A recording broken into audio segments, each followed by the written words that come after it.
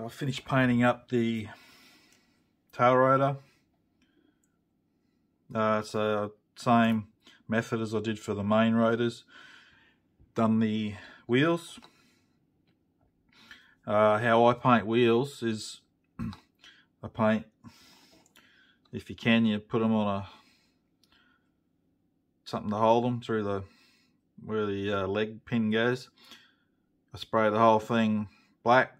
I use Tamiya tyre black, and then when that dries I give it a gloss coat, and I use one of these and just put it over, spray, so you can save yourself buying mask sets for every different model you build. Painted the doors up.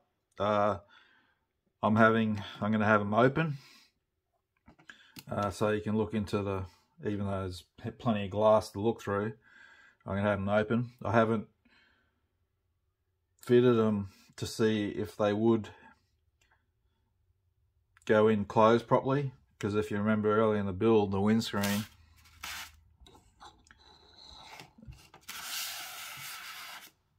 I had to curve it in because it was too flat, so I don't know if that'll change how these doors fit.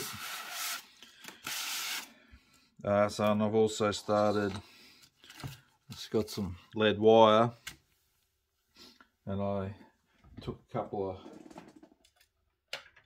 reference photos off of Google, just so I can, while I'm working on the bench, I can look at, and I've painted up the some of the first ones I'm going to do, just the same colour as the aircraft, because that's what they are in reference pictures. And I'm just, like I said, it's just going to be, if you look at the actual thing,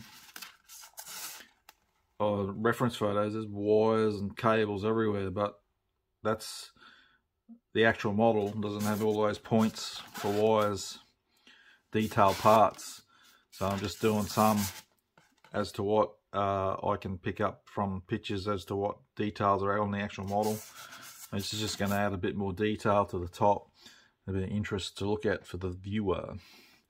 So I'm going to continue on.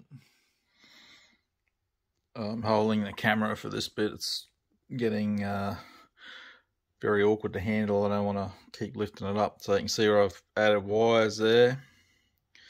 And I've added the filters on. This was not an easy fit. The brackets in between were awkward.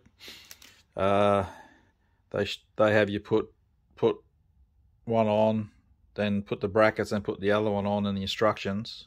That's how it appeared to me, but I glued them both together. So I put the brackets on both of them and then sat them on, but it's not wasn't brilliant fitting, because I don't know if you can tell, but the engines sit lopsided. This one's higher than the other one. That's how it sits, same as the rotor heads on a tilt. So I think that played a factor in it. Put the wheels are on. I've drilled some holes on the hub. I laid like a brake wire on it, just for a bit of detail in the scale.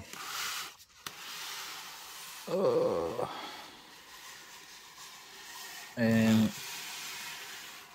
this side added just a few wires there as well. Like I said, I only put onto what the details of the kit have for the wires.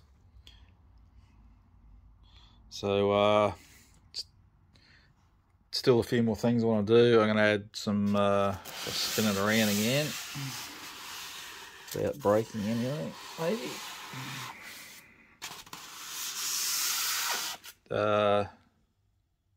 Up through here on the pictures I see is like a piece of cable. I've stretched some sprue. I'm going to add it on. It comes out through here and it joins up to there. I'm going to just add that bit as well as another little bit of detail. And I've still got to add the stabilizer and the tail rotor. I'll leave them to last. And then I've got to put the doors on it. Okay, I've added the stretch sprue I mentioned. You can see it. And on the back side, I've also put on the smaller crane winches. So I'm just almost done. I'm going to do the just finish off doing the doors, and I'm going to put the handles, glue the handles on the doors, and I'm going to do the put the tail rotor and the stabilizer on,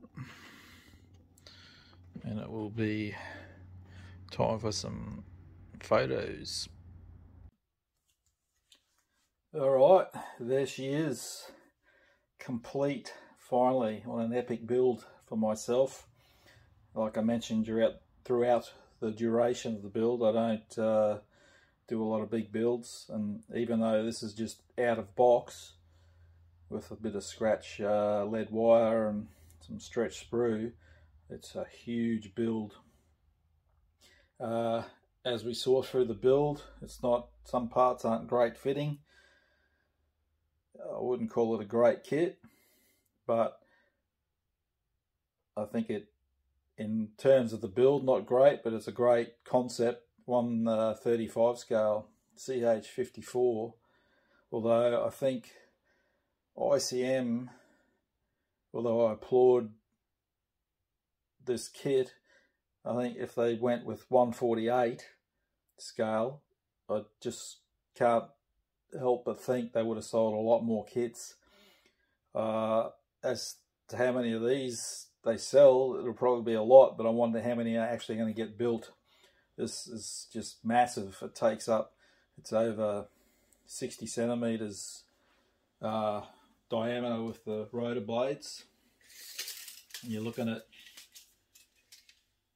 roughly up near 80 centimeters long with the tail rotor and the main rotor blade tip. So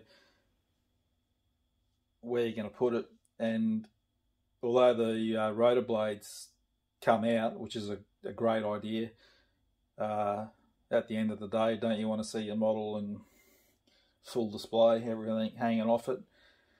This is something most of my builds I sell. I want this for my local competition in August this year.